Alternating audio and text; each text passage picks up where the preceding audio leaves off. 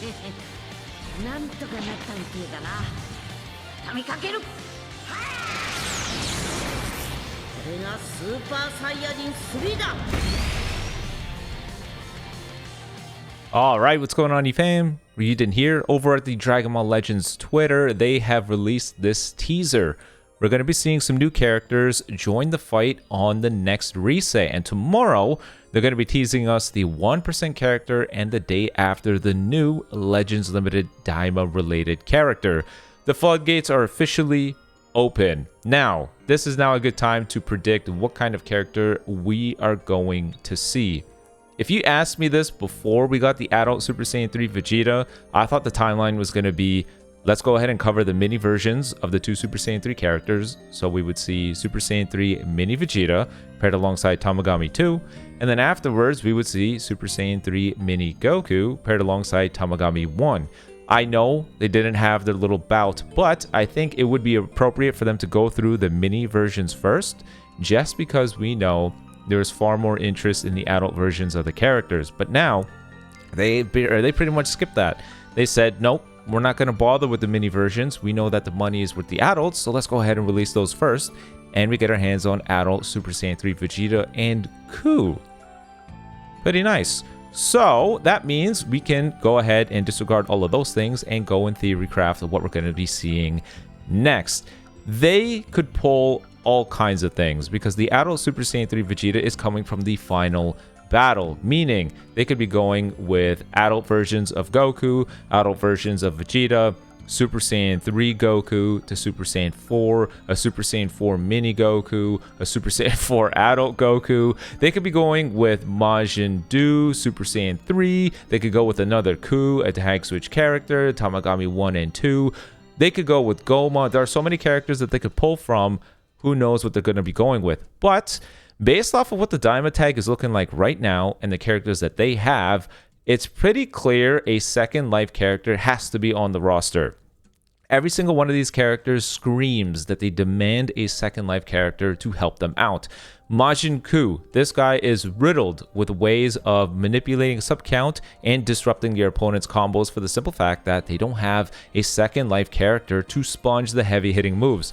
Vegeta, same premise. This guy has a kit that wants him to be paired alongside an ally that is able to take hits so that he is able to heal 3% of his HP while also charging his unique gauge. He wants to be able to fight alongside an ally that can handle taking the hits so that when it's time for him to show up on the field again, he can do his disrupt once again. Tamagami 3, this guy right now serves as the best defensive option for Daima for the simple fact that he seals up main abilities in rising rushes because Daima doesn't have anything to deal with that. Mini Goku, this guy gets his second life coming out of the rising rush and he's able to debuff it, but with characters like Ultra Cell being in the meta, that's not going to be good enough. Goku Mini, he disrupts your opponent entirely when his HP falls below 50%. All of these things are countermeasures that exist right now as temporary things just so that Daima can see its second life character. Now in that final battle, there are a couple things that could be a second life character. For me, the most obvious choice is Goma. Goma spent that entire battle getting whooped, getting bodied. Everybody jumped him one-on-one, 5-on-1, and the guy not only took the entire beating, but he came back stronger over and over again. So Goma, to me, is a very likely choice. They can't give him endurance, though. At a minimum, Goma would be very appropriate to have indestructible, just based off of everything that happened with the third eye. If they decide to give him some sort of comeback mechanic, that would be appropriate as well. There's been multiple scenes where Goma just gets hit with a massive attack, and then he pops out of nowhere, aura farms, and he just transforms. So that could be a possibility. You know what I'm talking about. This guy right here, Final Flash.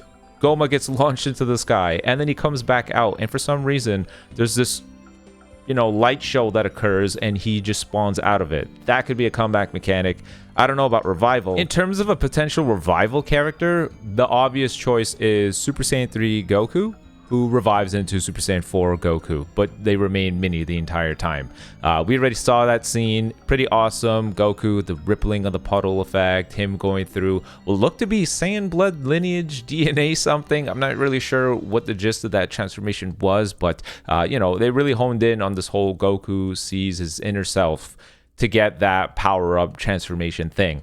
I think they're going to be doing that. So it's either going to be Goma, it's either going to be a revival or, revival Super Saiyan 3 to Super Saiyan 4 Goku. That's what I think the LF is going to be. The 1% could be anything. It could be Super Saiyan 3 Majin Do. We got Ku, why not give us Do? The Tamagamis maybe. Tamagami 1 would be appropriate as well. He sort of played as like a assist role. If you guys remember when they're launching Goma all together, they're all going to jump him and he launched the pillar and Tamagami 1 just slices right through it, plays an assist role. I don't know. Maybe they're going to be doing that. He got jumped alongside Goku too, so that'd be great. All I know is there are so many characters that they could pull from. I'm just glad that they decided we're not going to hold back when it comes to releasing more Daima related characters. This tag, if it wants to be flushed out, it needs a lot more. But that isn't to say it's going to be an overwhelming amount of things. Fighting this guy and this guy is already annoying because this guy kills 2 cards, this guy kills 3 cards, this guy reduces ki, this guy reduces ki and seals main abilities. These two together already really do a good job of stopping combos. Really, really, really good job. If they add a second life character, that alone will help this guy and this guy flourish.